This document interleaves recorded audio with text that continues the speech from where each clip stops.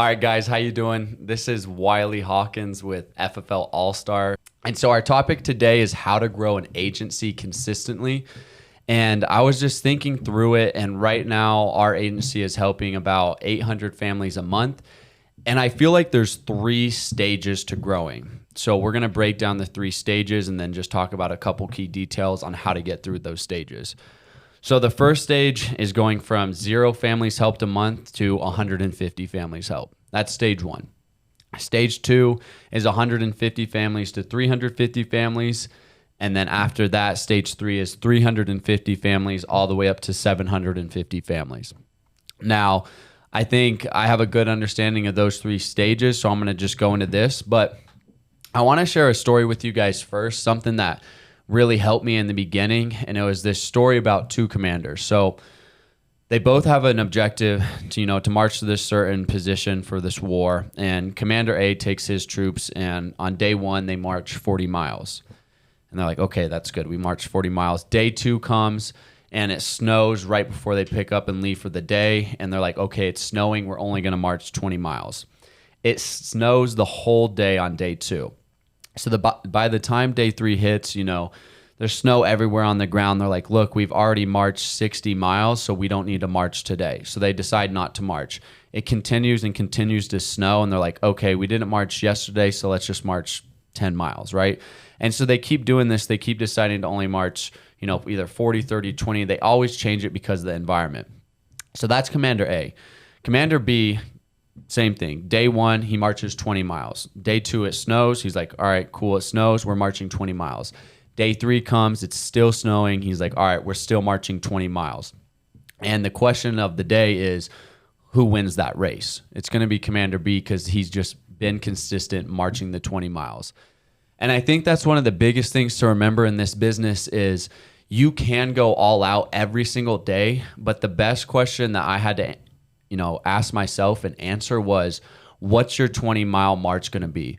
What are you going to be able to put in every single day? Because consistency is going to outweigh somebody working very, very hard for a week or 2 weeks and then taking 3, 4, 5 days off if you're trying to race against somebody that just works 8 to 10 hours every single day, no matter what. So I think that's a framework to remember when building an agency, because this is a marathon, not a sprint. So now, with that being said, I'm going to go and dig into what it looks like to grow your team from 0 to VP, which is 150 families helped. So I think the first thing to remember is just to get your feet planted and learn the fundamentals of the industry. And I think that all starts with selling, because that's how we're going to be able to build our business, is by having enough money to cash flow and fund your business properly. So the fundamentals are very simple. It's leads, get a good lead strategy down, phones, learn how to, book appointments, handle objections. And then after that, it's just the in-home. Now, the whole goal with the fundamentals and the golden, not question, but the golden rule is just to have 30 appointments a week. And if you can get that down, after 60 days, you will be cash flowing enough to begin to build a business if that's what you're looking to do. So that's number 1. The second thing is going to be social media, and that's tied into the third point, which is going to be to light yourself on fire. So I'll share my story. So my first month in, I was, like I just said, just trying to get the fundamentals down, doing everything I could. It was very challenging for me. But after I got that, I helped 18 families my first month. And then my second month in, I helped 47 families. And I never saw that much money deposited in my bank account ever in my life. And it changed my world. It just changed my perspective on everything. And I was very grateful for the place that I was in. And I was so fired up. I had so much passion about the business that I just felt guilty if I didn't share this with others. So what I began to do was every time I went out and met with a client and helped them out, I would just grab my phone, be like, hey, Mary, I always save, a picture for my contacts. Like, do you mind if we take a picture? They're like, no, that's perfect. Okay, I don't look good today. Let's do it. I'm like, all right, sweet. Boom. I take a quick picture, save it in, in my contacts, put some notes down, which I would recommend. And then I would share that on social media. And what that began to do was all my friends, people that watch me on social media were like, oh, what's Wylie up to? Like, he's serving people, he's making money, he seems happy, all these clients are happy. And then what that does is it sparks curiosity. Now, the biggest piece of this puzzle on social media is going back to that 20-mile march where you have to stay consistent. Because if you post 4 times in a week and then don't post for the next 10 days, it's like, okay, maybe this is something that's a hit or miss thing. It's like a one-hit wonder. Like, people are just going to question, is this really real? Is this really true? Are the numbers actually what they're said to be? So I think the most important thing to remember on social media is just post every single day. Now, with that being said, if I had to go back and redo everything all over again, I wouldn't just post about the clients. I would also just post about the lifestyle that you're doing. Even if you live a really boring life like myself, where you just simply wake up, read the Bible, do some affirmations, just do your thing, and then go into the office and then go to the gym, see clients, and go to sleep. Like, that's pretty much what I do every day. People do like to engage on like who you are. What does your lifestyle look like? So I think that's really important, just to post pictures about what you're doing and what the lifestyle that, what the income has allowed you to do. It sparks curiosity. So once you do all of that, what will naturally happen is people will begin to watch you for, let's say, 2 to 3 months, and then they'll be, just DM you and be like, hey dude, I see you're crushing it over here. Like, what are you doing? Can you tell me about that? And that's when you're going to begin to learn how to recruit. And I think one of the most important factors here is just to give people good expectations, because you don't want to overpromise and underdeliver. You want to underpromise and overdeliver. That's a huge piece. So I think when you have people begin to hit you up in your DMs, your friends just text you and call you and, touch base with you regarding the business, just make sure that you lay out proper expectations. So what that would look like for me is I actually have a buddy that's sitting across from me right now. He's one of my longtime friends. And I just had a conversation with him that said, like, look, you're going to be working 60 hours a week. When you dial, you'll be dialing for 8 to 12 hours a day. You're going to have to be investing $500. If you're able to do that, this is what your result could look like. If you're not able to do that, I wouldn't suggest coming into business, because it's very challenging and there's going to be a very steep learning curve that you're going to have to get through. But if you're willing to get through that, there can be this result on the other end. And then you give the ball into their court and they get to decide if that is something that they'd be willing to do. So just stay consistent with that, set up proper expectations, and then next thing you know, you're going to have 5 to 10 people on your team. And then that's when they start helping 10 families themselves. And all you really need is this. You need 10 to 12 people, and each person could just help 10 families simply a month. And you're doing 120 families a month, and let's say you help 30 families yourself each month, which you should be doing, then you're at VP. So that's how you get to VP. Now, VP to 350 was one of the hardest points for me to actually grow. I think the number one thing that I want to talk about here is staff. So if you're working 80 hours a week and you grab staff, they work 40 hours. That's one staff. So now your total workload each week, you're getting 120 hours of production done.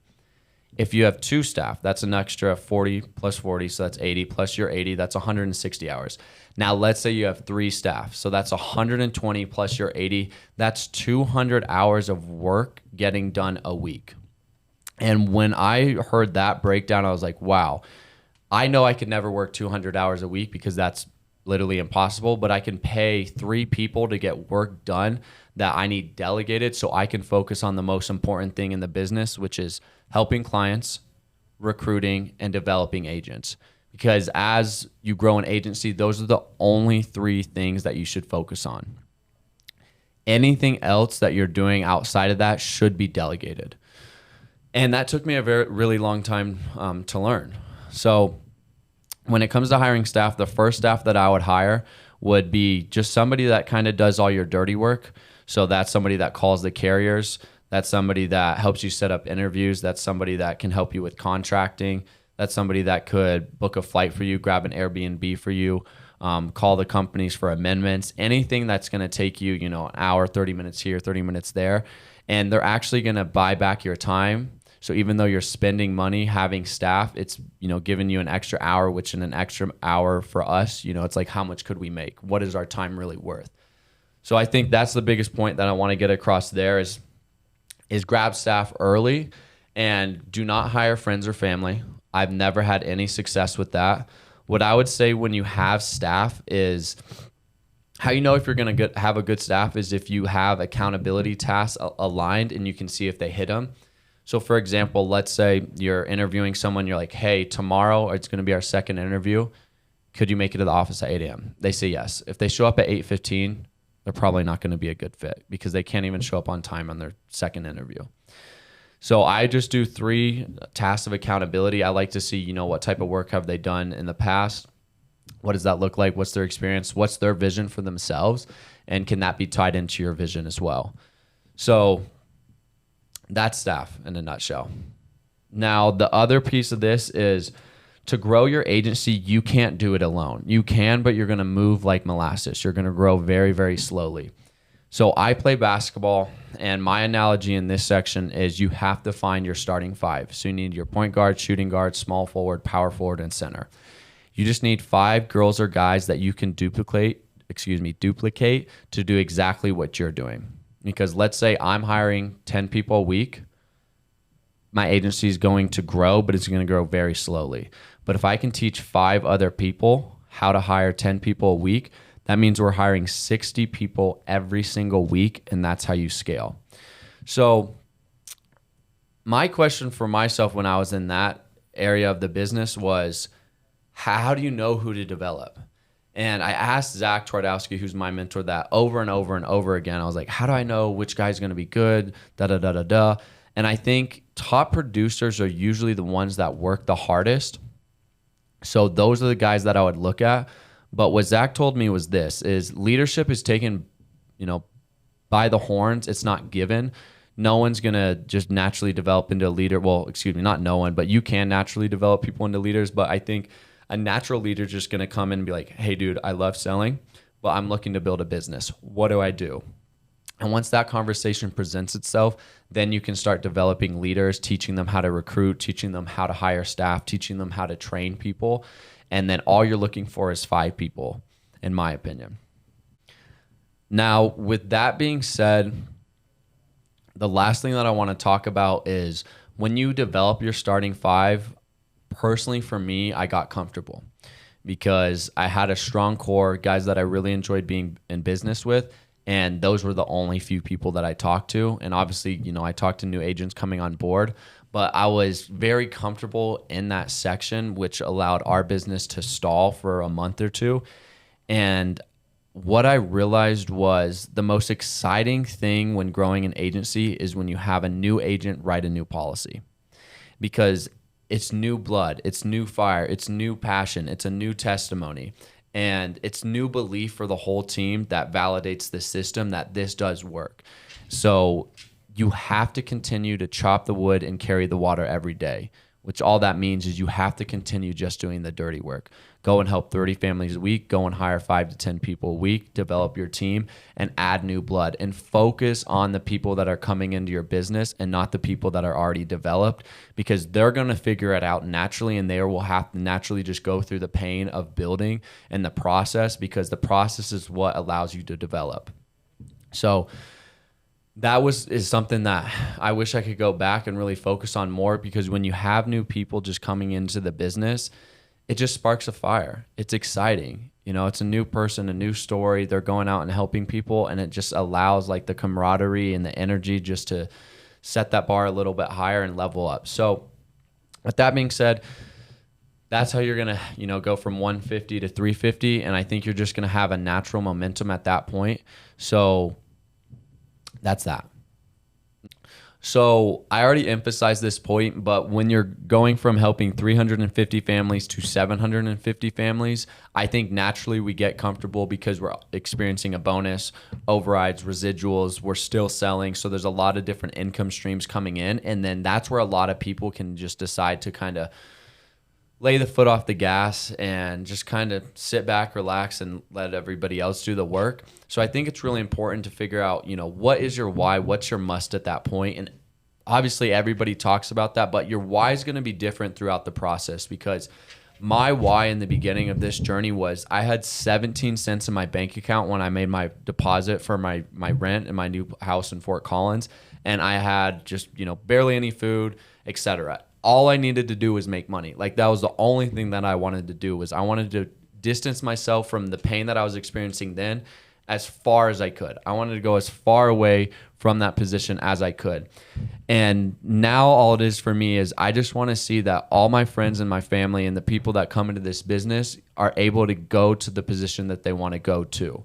And I just want to have a helping hand in that. And so that's my why now, is to make sure that the people that were in positions like myself are never there again. So kind of just to clarify what I mean there is just find your why again. What is it? Because it's still going to be hard from 350 to 750. Now,